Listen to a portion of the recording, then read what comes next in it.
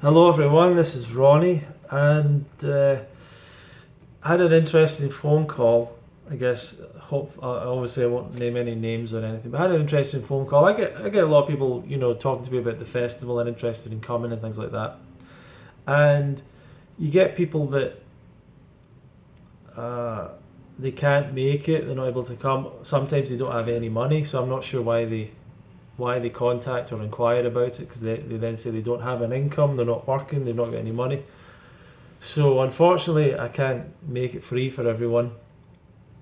But someone was talking to me, and they were on benefits and stuff, and I found out they had cancer, or they had been diagnosed with cancer.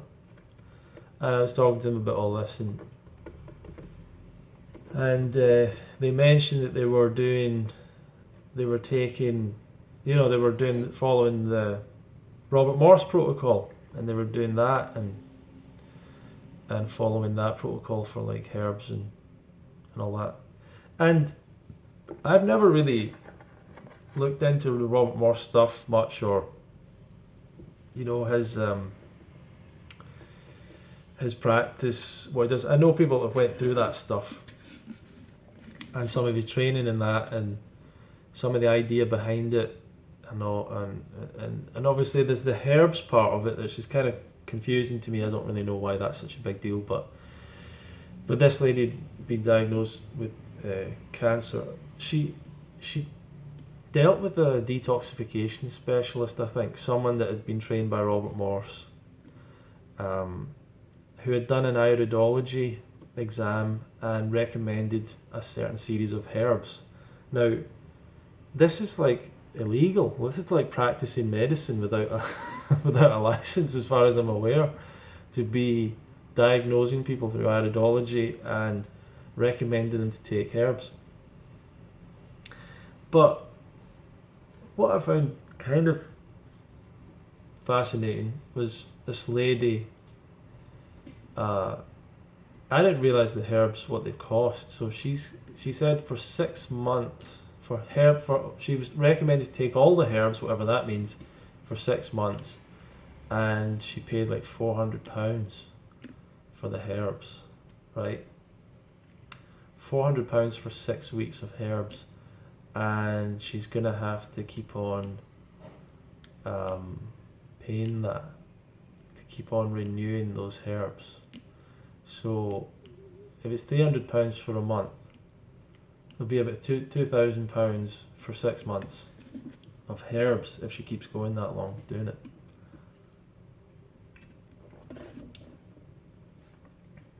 £2,000 for herbs if she does it, and then if it was a year, it would be what, £4,000.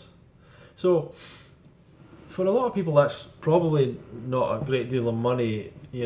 If that's what you think is going to help improve your health and all that. What I'm shocked at is I don't understand why people come into this movement, and at the fruit festival we offer something of real value, and people sometimes don't see the value in it, and then someone else comes along, looks at their eyes, and tells them they need to buy herbs that cost £400, and that is worth the value. Why do people buy into magic? Why do people buy into that? Herbs aren't going to do anything. Herbs are just like plants, basically inedible toxic plants. They've been dried. And there's nothing special about Robert Morse's herbs compared to anyone else's herbs. It's just all the same stuff. It's not. Everyone's buying it from the same place. There's no specialness about these things. So, and there's nothing wrong as well with someone creating a business and selling herbs. The problem is when you add to it an idea that this is somehow healing a person, that there's some magic in it that will heal the person. That is where it becomes immoral, unethical, illegal, and wrong, you know. And it's fascinating, you know. It's just fascinating to me that, oh, there's a balloon flying in the sky. So it's just it's just fascinating to me that people are buying into that, and I'm like, what herbs, you know?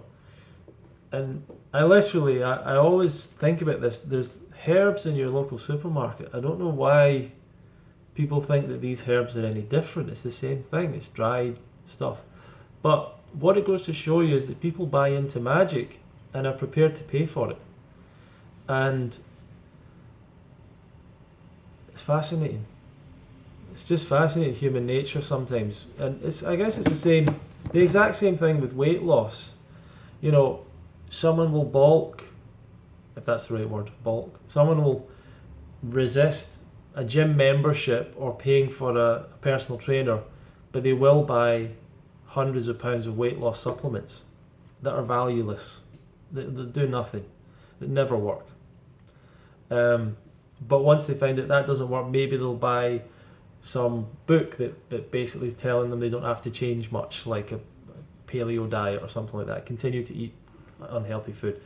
Buying into conspiracy theory ideas, buying into magical ideas. Eventually they realize, wait, all of that doesn't work, and they gradually get down to the fact that, oh, they have to do the thing that means they have to put some work into it and effort and stuff, you know, rather than magical overnight change.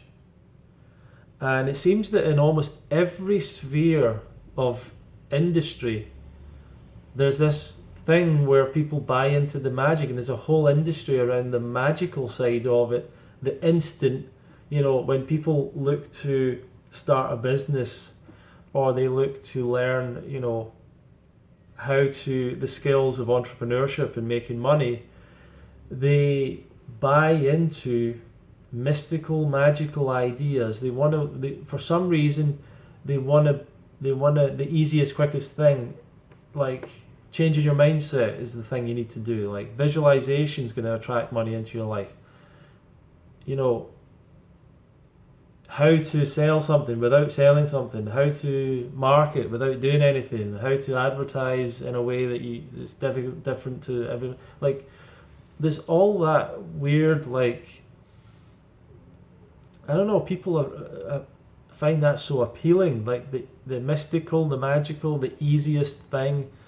When it comes to property, when people learn about property, there's all sorts of courses or books or whatever about buy property with no money, you know. like people are just buying all these. You're just going to buy a building without any money. Like the bank is just going to go, yeah, great, come on in, we'll give you a loan, you've got no money, great, you know. Well, I don't know, maybe they do some cases, but people, that appeals to people. We just have this laziness, and laziness will kill you, you know. This laziness of like, what's the easiest thing? You know, what's the easy, simple thing? And that's been the problem with everything. And it stops people from really looking at things logically. You know, if you logically look at it, those herbs, is that going to help you with your cancer or whatever it is? Well, is there any information suggesting that cancer is reversed through the application of herbs or herbal remedies or supplements? And the answer is no. There isn't any information about that. There isn't any proof of that. And people try and simplify down even the raw vegan diet. They want to simplify that down even more. Like, well, I'll just eat one type of fruit or something, or I don't need like all sorts of ideas that people just want to simplify, make things. You know, you can only make things so simple. You can't make it more simple. You can't make it, you know, you can't break everything down into simpler degrees. So I would suggest in life, sometimes you got to embrace the complicated. Sometimes you got to embrace the fact you're going to have to put some work in. You're going to have to change yourself. You're going to have to make an effort. You know, I didn't, when I started off in this lifestyle, I didn't buy a book. I barely watched a video. I just went out and thought, I'll try it out and just eat raw food. It didn't last long, you know. It didn't last long before I realised that wasn't going to work. So then I had to learn about it. And then I got some books about it. Then eventually I was still struggling with it, and I went to an event about it, you know, and gradually went to more events, and then I realised, started to get that education, started to learn, started to understand the principles. It took time, you know, and you can't speed someone up to that point, but a lot of people are going to realise what they really need is the education, come to events, to meet people. It's very hard without that to make really big transitions in your life. You usually need to have the influence of other people helping you with it, with these big changes, whether that's through coaching, whether that's through going to events, whether that's by having a peer group around you that's doing all the same thing. That's the most powerful way, is actually through the influence of other people for you to make changes in your life. That could just be through education, through books and courses and things.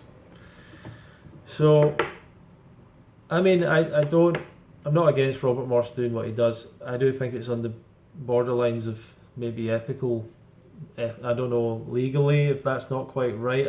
He probably wouldn't endorse people telling people to take certain things for cancer or whatever. They probably don't endorse that, but they might have some of their practitioners saying that out there, and it's just disappointing to me in a sense that people will invest in that but not in the things that will really make a difference to you. So the fruit festival will be worth way more than the price of coming will ever be, and the impact for you will be way more powerful than almost anything else you can do when it comes to making changes towards this lifestyle, for sure. If you'd like to learn more about the Fruit Festival, go to fruitfest.co.uk/registration, and that's our announcement list, and you'll get on the email list, and we'll send you out more announcements about the event as it's going along. We don't have a lot of spaces left if you want to join up, because we don't necessarily want it to be a very big event. We only want to have around 200 people at it. Yeah, because we've made it a kind of it's a weird thing. It's not a retreat really, and it's not a festival technically. It's not like thousands of people turning up. It's not like vegan camp out or something. It's something in between, and that may be not a very smart move for me personally to do, but I think it's the best thing. I think it's a really quality experience. I think it's a really good size of people. So fruitfest.co.uk/registration if you want to learn more about that. We don't have a lot of places left, so check it out, and I hope to see you there. Thank you very much for watching, and we'll see you in the next video.